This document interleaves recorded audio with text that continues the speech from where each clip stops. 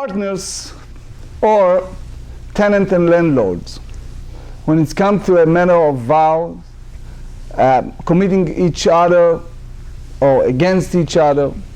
For example, tenant and landlord. The landlord renting an estate, a property, lease to a tenant. There are some agreements, especially verbal agreements, and then the issues. The tenant refused to evict the place, and as a result, the landlord said that I prohibited you from deriving any benefit from my estate. For example, if the estate is a house, they have outside all kind of trees, etc., that the tenant use for a long time, and vice versa.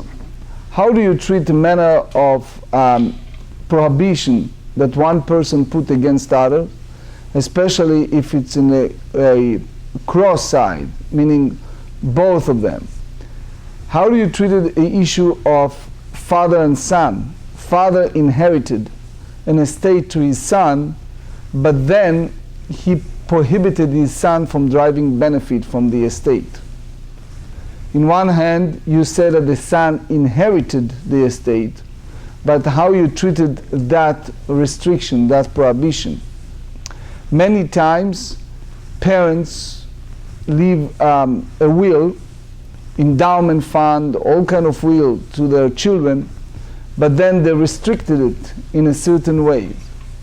So how you treat it when there are all kind of restrictions when it's come to a certain expressions.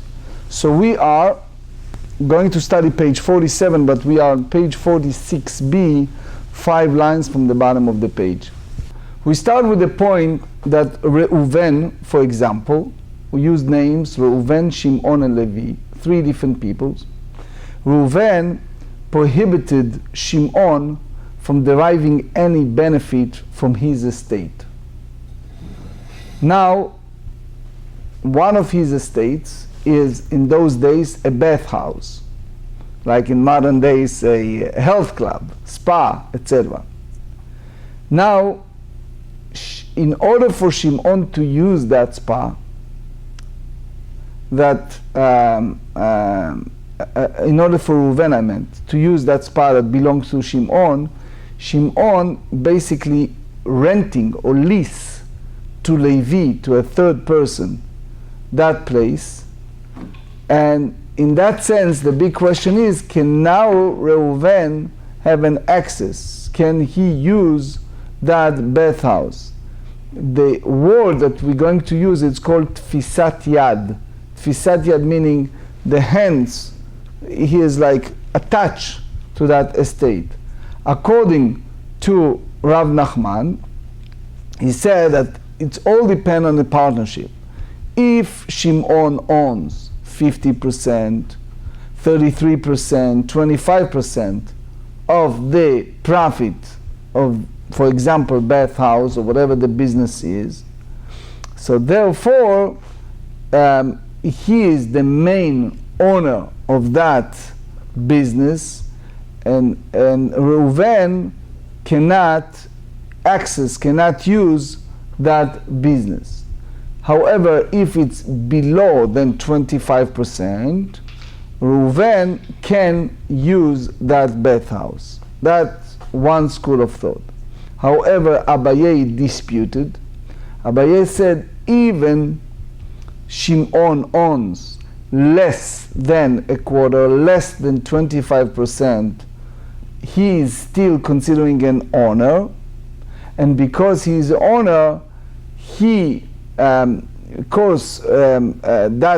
even small portion of ownership to have that prohibition against Reuven using it, and that's the idea of tfisat yad. Tfisat yad meaning he has shareholder, he has some access, in a sense. Yad is a hand, his hands has an access to that ownership.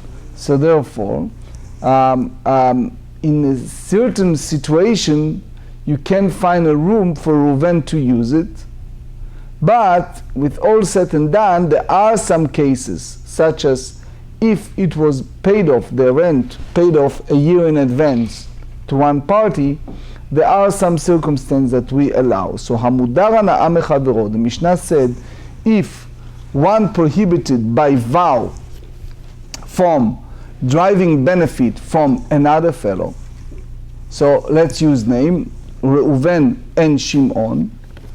Now Reuven prohibited from using the Shimon bathhouse, and he has a bathhouse, a Bet HaMerchatz. The Mishnah used other examples, olive press, etc. So they said the only way to use it is if you use the third party, which is Levi. So the Gemara asks, "V'chamat tfisat yad." How much is the right to profit from usage that prohibited of the vow entering the bathhouse? Is used the word yad. How much is the profit of the partnership that you say that it's prohibited? Two views. Amar Rav Nachman, lemechza, lishlish, velervia. Rav Nachman said what? The partnership has to be 50%, 33%, 25% from the GOI, from the gross operation income from that business. So it can be a bathhouse, can be a olive press business, that's considering tfisat yad. And the moment you have the tfisat yad, then Reuven prohibited to drive benefit from that. Aval bevatzir lo. However, if the ownership is below than, help me, below than what? Below than 1/2. 25%, no, it's not prohibited. I know it's earlier, but just make sure that we understand each other, because then it leads to the next discussion. So what did Rav Nachman say? Rav Nachman said that prohibition is dependent upon the ownership. Example you can derive from that. Rabbi Moshe Feinstein, Zecher Tzadik Livracha, ask a question about Pesach. You have a shareholder of a company that is selling product that it's not kosher for Pesach, contain chametz. Or if you have a company that's selling a basar v'chalav, right, mixture. So all those examples, chametz b'Pesach, basar b'chalav, you have a prohibition by the Torah to drive benefit from those items, right? Now, the question is, if you have not full ownership, Mr. Cohn in those days was a relatively small partner of giant corporation. Does that mean that people cannot buy product from giant? I'm just give you an example that Moshe Feinstein asked.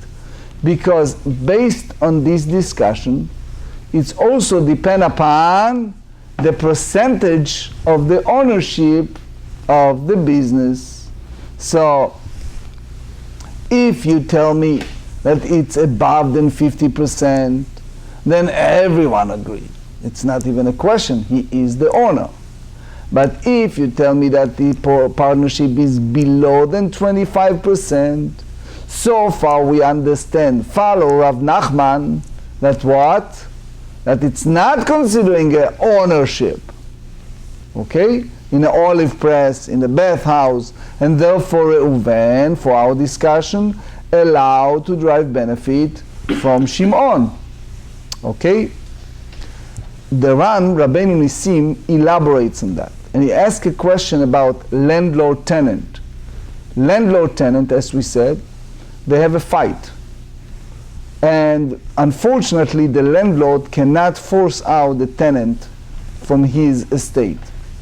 So what did he do? He said, I prohibited you from using my estate as a korban, for example, as an offering, right?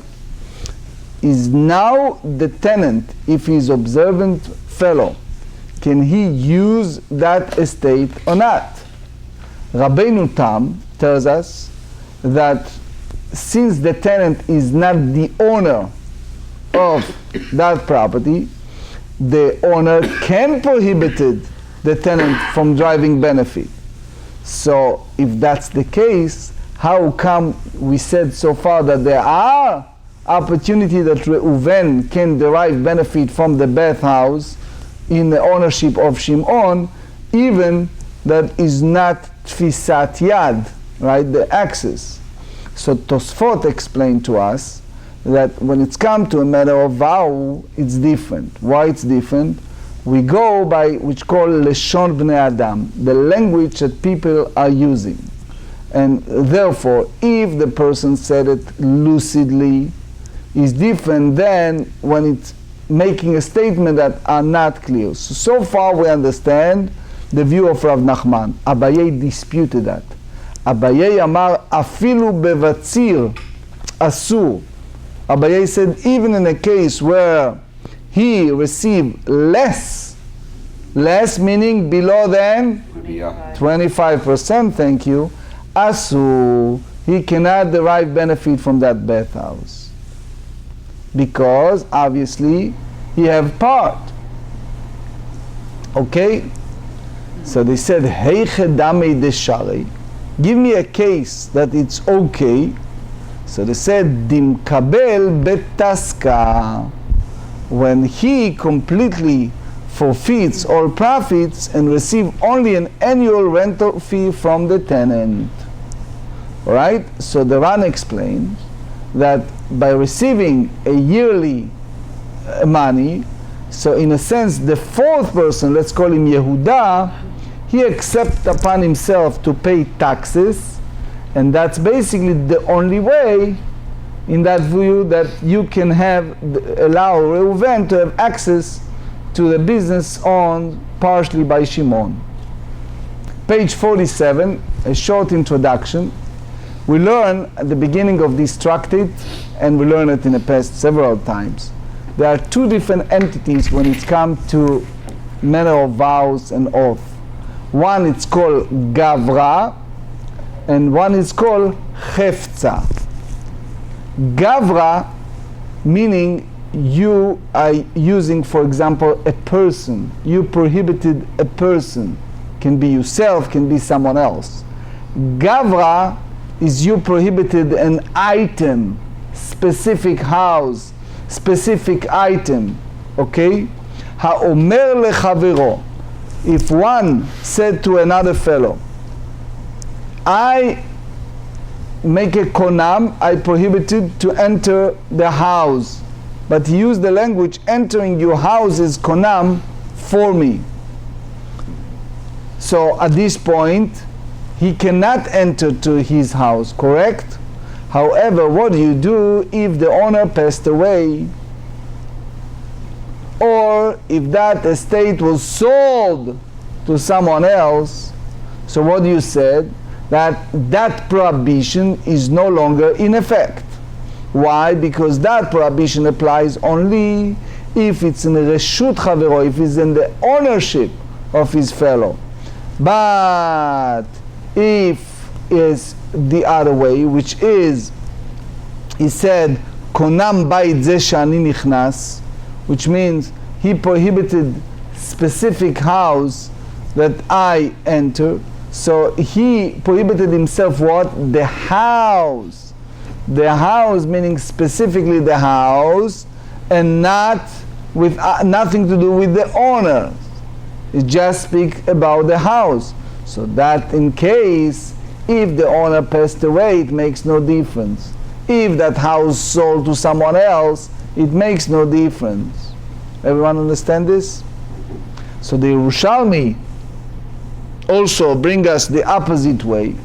And he said, in the house, if he prohibited himself from entering the house, so if it's, for example, the house demolished, it builds in that land another one.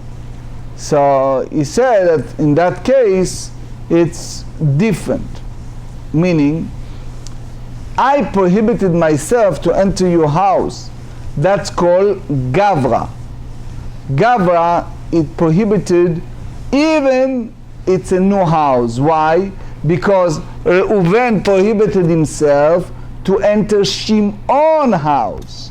So it makes no difference if Shimon demolished his house and built a new one. He prohibited himself against the person, Gavra. Versus Hefza, if he said the house, this house, so it means if Shimon replaced the house, now Reuven can enter. Is that clear?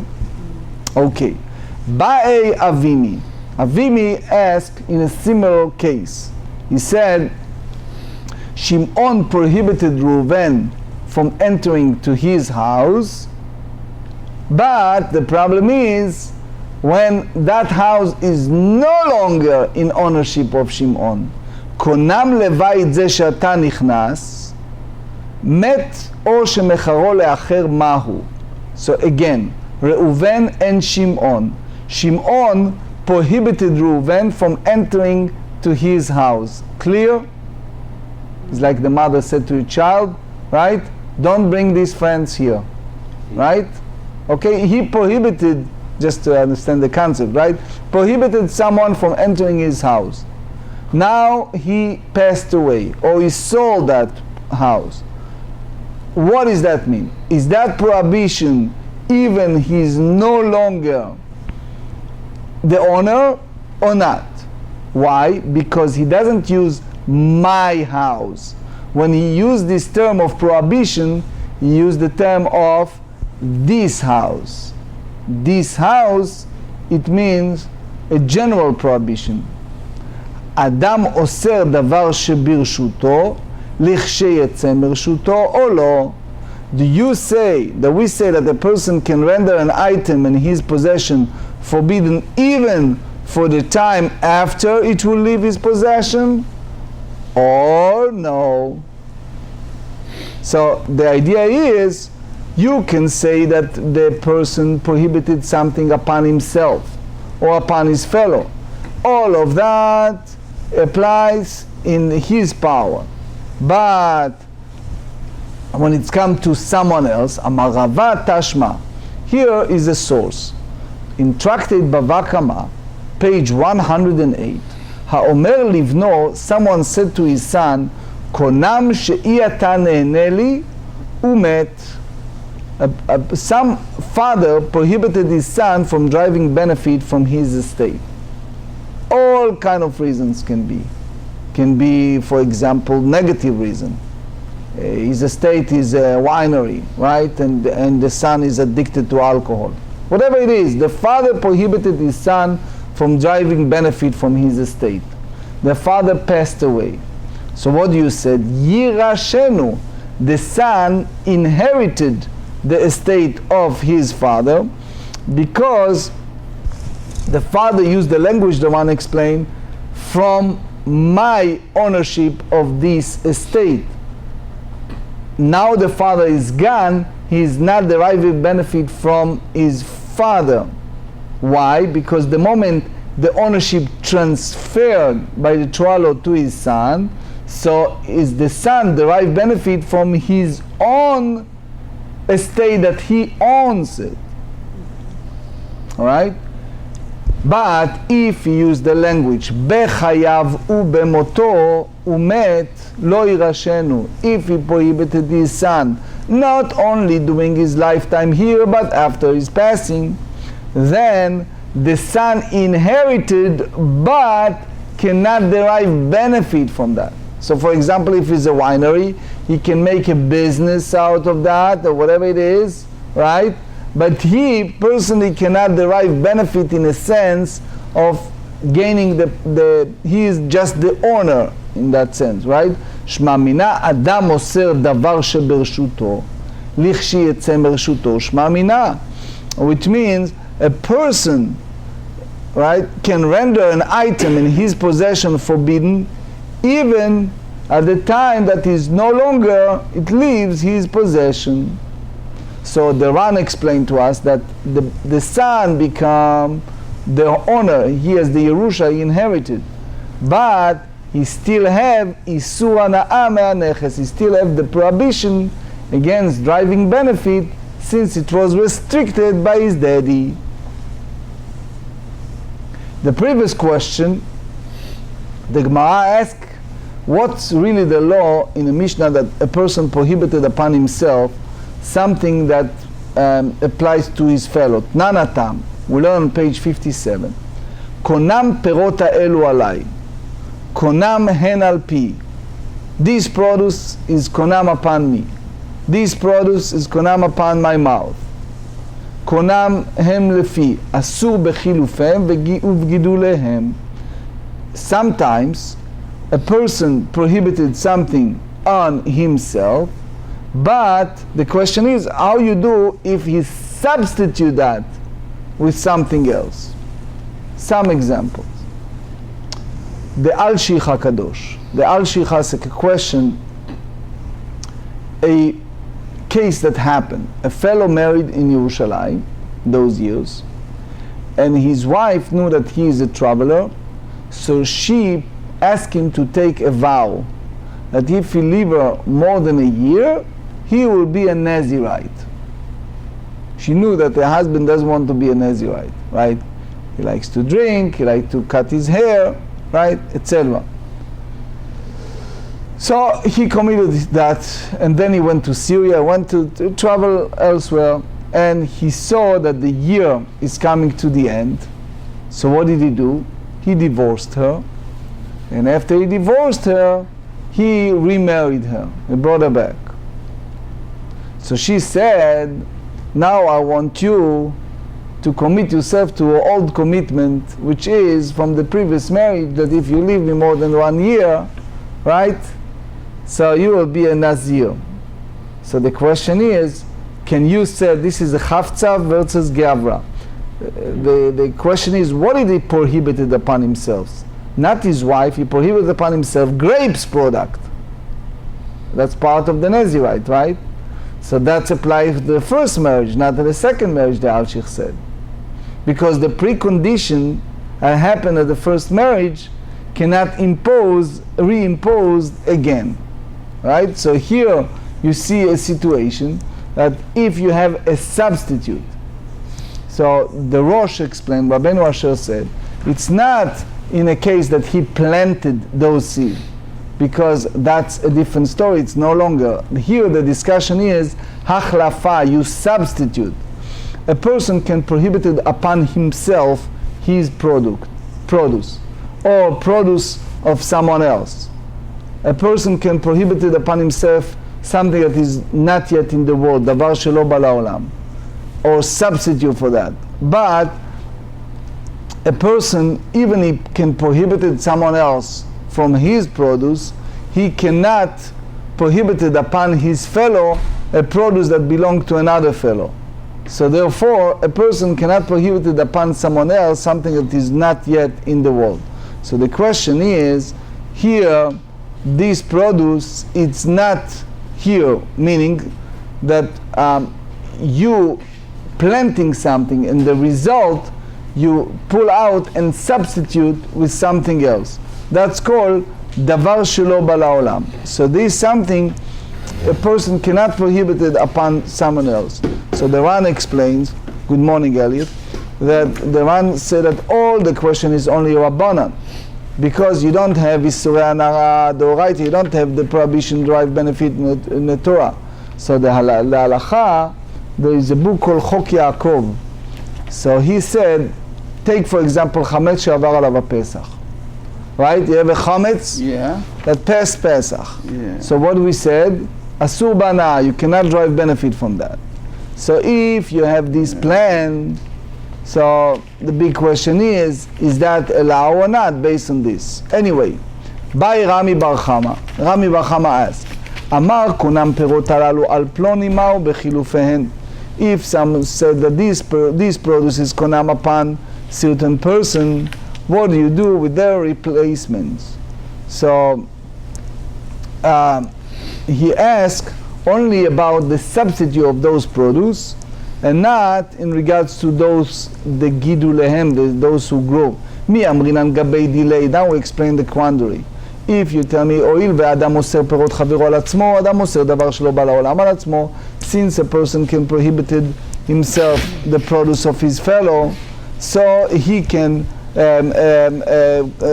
something that they not yet existed, he can when you prohibited something, it doesn't need to be in your domain. So here, even this is something that doesn't happen, which means that it was substitute for something else. גבי חברו, הואיל ואין אדם מוסר פירות חברו על חברו, since you cannot prohibit upon your fellow something that belongs to someone else, אין אדם מוסר דבר שלא בא לעולם על חברו. A person cannot render an entity that was not yet come into the world forbidden to another. So therefore, he basically allowed that produce. So the same way that a person can prohibit it upon someone else, only something that he owns. So therefore, you treat it the same way, something that is not yet in the world. Or 47b, or Dilma, or you may say that if you have this vow that prohibited specific fruit, mishum dechilufin kegidulim dame, because the thing that a person received in exchange, like thing that grows, so because chilufin is yotze min haisur, it's coming out of prohibition, lo shnahu velo shna chavero, is no different between him and his fellow. So basically the question is a general question of chilufei surei hana'ah, something that is substitute for something that prohibited to you. An example for this is a question that posted to Rabbi Waldenberg, may rest in peace, the head of the rabbinic court in Yerushalayim, who wrote the book Tzitz Eliezer, a fellow that's serving, for example, in a non-Jewish restaurant, and you're serving all kind of people, and you're deriving benefit, you get a salary, etc. And you're serving people with mixed meat and milk, for example. So you can driving benefit for something that is prohibited to you. Based on this Gemara, you have a discussion. So Amar Ravacha bar Yomi, Tashma, he said, come, I give you a source that chilufei nechasim, if you change it, is ela omer leishto. If someone said to his wife, konam shani nenalach, so he prohibited his wife from driving benefit from him, but he is obligated as part of the ketubah to support her. So how you do it? Lova ubalei chovin ba'im v'nifraim. You know what she do? She go to a third party and she borrow money, and those who need to collect, the creditor that need to collect fund, what do? They go to the husband and he pays it. So in that sense, you circumvented the problem of him violated his prohibitions. What's the reason that the wife's creditor may come and collect the debt from the husband, since she is prohibited to derive benefit from her husband? So why she can take a loan that her husband will be obligated to pay? Lav mishum dechilufin lav ki gidulim damei. It's not because that things received in exchange to vow are not like that grow from them. Amar Rava, Dilma, Rava rejected and said, Mi lechatchila udelo, ve'i avad avad. Remember we studied many times, lechatchila, meaning at the first place is not. But if he did transaction that it's an exchange after the fact, he has done it and is permitted to receive benefit from that. Ela tashma, Gemarrah said in Kiddushin, page 56b, Hamkadesh be'orla ena mekudeshet. We have the law that prohibited food. You have a tree, the tree bringing produce. So the first 3 years, we are prohibited by the Torah law, Leviticus 19, from eating, from deriving benefit from that fruits. It's called the law of Orla. So therefore, Tosfot explained that fruit produce cannot consider quote-unquote money. In order to marry a woman, as the Gemara explained at the beginning of Kiddushin, you need to bring to a table some valuable, something that's worth. Since Orla this produce is not ripened yet, is not valuable yet because it's during the 3 years. Therefore, eina mekudeshet, it's inactive, she is not betrothed.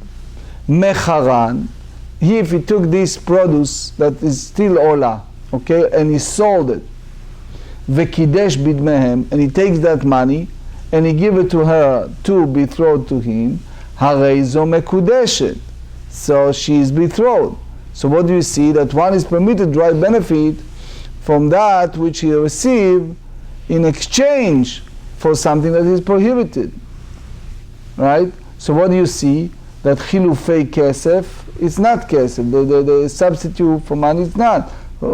So here, hachaname lechatchila udelo, vehi avad, the Maratz Chayut explained that lechatchila, the beginning, the first place, we're not allowed to drive benefit.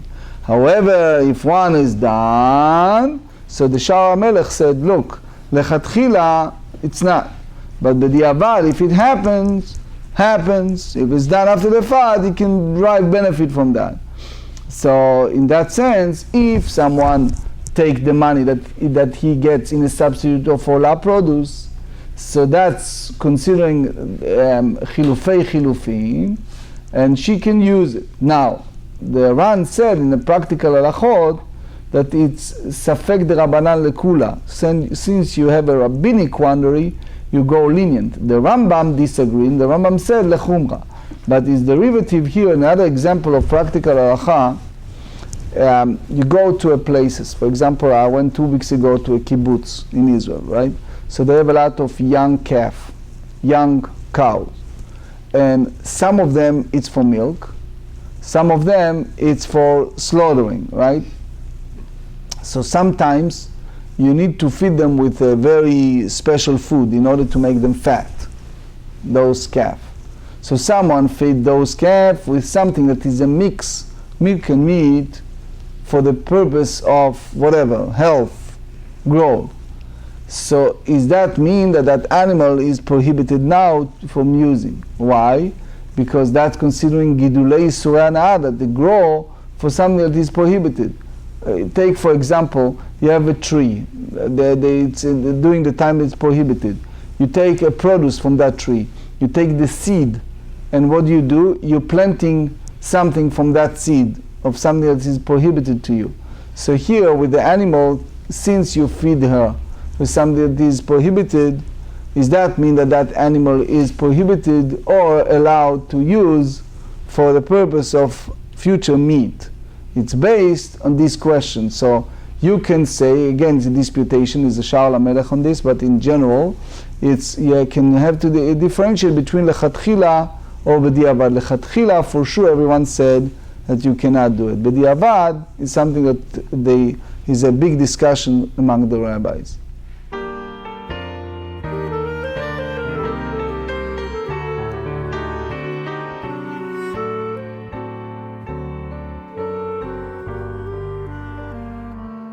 Boyachem leshuloim malachai yeshuloim malachai